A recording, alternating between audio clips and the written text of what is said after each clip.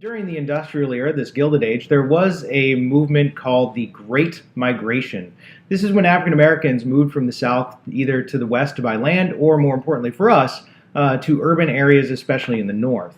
Right after the Civil War, remember, most of the freedmen stayed in the South, typically right on the same plantation where they had been slaves.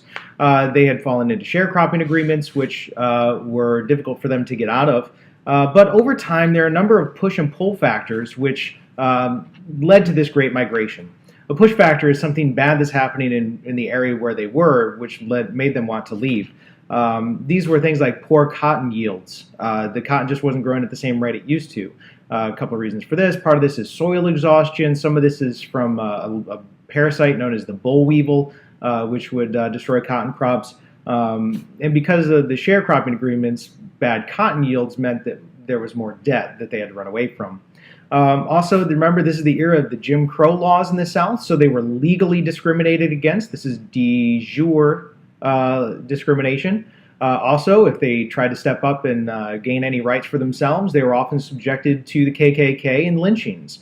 So they were running away from that actual physical violence as well. There are a number of pull factors in the cities, the biggest one being the job openings. Remember that in this era, the reason that they wanted to leave was because of debt, so they wanted to go get jobs, so they would move north, especially during World War I and the time period leading up to World War I. A lot of job openings there. This does not mean that it's great in the cities. There was discrimination. They tended to be the last hired and the first fired when necessary. They tended to be used as strike breakers, which caused a lot of resentment among the white working population. And also, they tended to be sent into segregated neighborhoods. Think of like Harlem in New York City.